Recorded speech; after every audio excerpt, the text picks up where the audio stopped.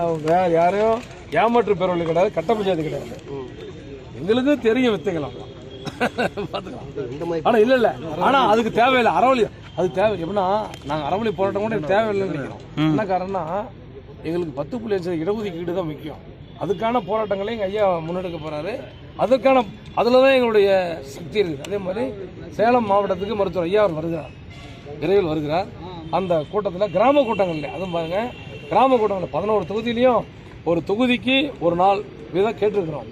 11 தொகுதிக்கு 11 நாள் கேட்டிருக்கிறோம். கிராம கூட்டங்கள், இந்த கிராம கூட்டங்களில் சிறிதளவும் ஆடம்பரம் இல்லாமல் கட்சிக்காரர் சொல்லிட்டாரு, ஒரு செலவும் இருக்கக்கூடாது. கட்சி கொடியை கட்டுறீங்க, 4 சேர் போடுறீங்க, கிரேனுக்கு மாலை போடுறது, கிரேன்லாம் அது ஐயா தான் மாலை போடுறது, சால்வை போடுறது, இந்த பூ தூவுறது இதெல்லாம் அவருக்கு எப்பவும் பிடிக்காது. மருத்துவர் ஐயா அவர்கள் போராளி இல்லை. அது யாரோ ஒருத்தர் கேட்டாங்களே தேர்தல் கமிஷனை பற்றி நேற்று, இப்போ வரும்போது கேட்டாங்களே, நேற்று தேர்தல் கமிஷன் போயிருந்தோம்னு சொன்னோம்ல, என்னன்னா நீ தான் கேட்டீங்களா? இப்போ எப்படின்னா தேர்தல் கமிஷனை பொறுத்தவரையிலே நேற்றுக்கு முதல் நாள் டெல்லிக்கு போயிருந்தோம்.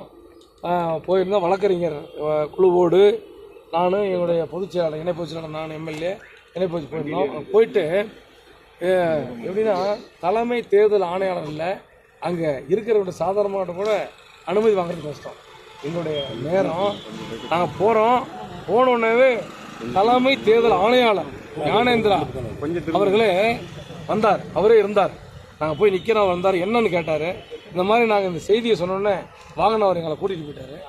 என்னுடைய வழக்கறிஞர் மிக தெளிவாக எங்களுடைய சூழலை எடுத்துரைத்தார். என்னன்னா பாட்டாளி மக்கள் கட்சியினுடைய தலைவர் பதவி என்பது 28/5/2025 முடிவுற்றது.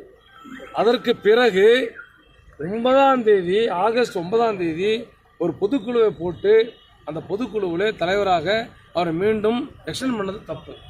ஒன்று அதை சொல்லியிருக்கோம். அதே மாதிரி 2022ஆம் ஆண்டு தான் பொதுக்குழு நடைபெற்ற தேர்ந்தெடுக்கப்பட்டார் ஆனால் அன்புமணி அவர்கள்.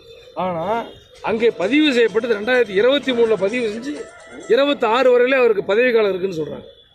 இந்த மாதிரியான பல, அதே மாதிரி பீகாரில் பாட்டாளி கட்சி போட்டியிடுதுன்னு சொல்லி ஒரு செய்தி சொல்லியிருக்கிறாங்க.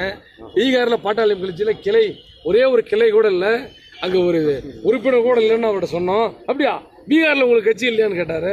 பீகார்லேயே தமிழ்நாடு பாண்டிச்சேரியில் தான் எங்களுக்கு கட்சி இருக்குதுன்னு சொன்னோம். அதை கேட்டிருக்காரு. இன்னமும் பல செய்திகளை நாங்கள் சொல்லியிருக்கிறோம்.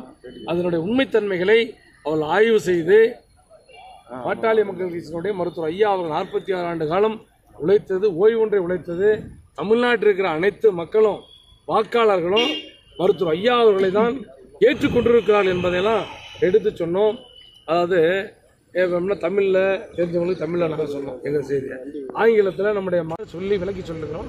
ஒன்று பாருங்கள், 9:45 மணிக்கு நாங்கள் போனோம், 2 மணி வரைக்கும் எங்களுக்கு அப்பாயின்மெண்ட், மிக நீண்ட நெடி அப்பாயின்மெண்ட். 5 அதிகாரிகளை சந்தித்து விளக்கி இருக்கிறோம். நல்ல நியாயமான முடிவு வரும். மருத்துவர் ஐயா அவர்கள் தான் பாட்டாளி மக்கள் கட்சி என்பது விரைவிலே இப்போ எல்லாத்தையும் தெரியும். மிக விரைவிலே தேர்தல் கமிஷனும் அங்கீகரிக்கும். பட்டாசு வெடிச்சது, அந்த பட்டாசு வெடிச்சது அதெல்லாம் சும்மா ஒரு இதுதான், ஒரு மக்களை திட்டமிட்டு திசை திருப்பி ஏமாற்றும் ஒரு நாடகம் தானே தவிர உண்மையான பாட்டாளி மக்கள் கட்சி ஒருத்தர். இன்னொன்றுங்க, மாம்பழ சின்ன கொடுத்துருக்குது, ஆனால் அன்புமணி அவர்களுக்கு கொடுக்கல. தலைவர் பாட்டாளி மக்கள் கொடுத்துருக்குது. 28/5/2025 தலைவர் பதவி அன்புமணி அண்ணனுக்கு முடிவு விட்டுருக்கு.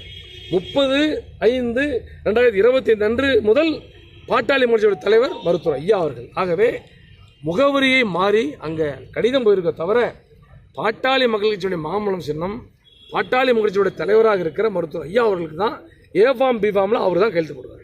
எவ்வளோ நாள் தேர்தல் ஆணையம் ஏங்க இப்பயே சொல்லிட்டாங்களே, முகவரி மாற்றம் மட்டும்தானே தவிர அந்த முகவரி மாற்றத்தை கொடுத்துருக்குறோம், மாற்றி கொடுத்துருவோம். அந்த மாதிரி தேர்தல் ஆணையத்தை கொடுத்த ஆவணங்கள் ஏதாவது வெளியிடுறதுக்காக அது நான் கொடுத்துருமே, டெல்லியில் கொடுத்துருக்கோம். தேர்தல் ஆணையத்தில் கொடுத்துருக்கிற கடிதத்தை நாங்கள் கொடுத்துருக்கோம். பீகாரில் இடைத்தேர்தலில் நாங்கள் போட்டி இல்லை, நான் உறுதியாக சொல்கிறேன். மருத்துவர் ஐயா அவர்கள் தெளிவாக சொல்லிட்டாரு. பீகாரில் நடராஜன் உன்னதான் நீங்கள் தான் முதலமைச்சர் எப்போ யாராவது போட்டிங்களா? இல்லை அவர் துரசாமி உங்களை முதலமைச்சர் ஏற்படுற ஐயா அறிவிச்சலாமா? பீகார் முதலமைச்சர் நேற்று நைட்டு விரட்டினாங்களா துரசாமி? நீ ஹிந்தி தெரியுமா உங்களுக்கு? பேசிடலாம். அதனால பீகார்ல பாட்டாளி வச்சு போட்டியிடல என்பதை தெரிவித்துக் கொள்கிறேன்.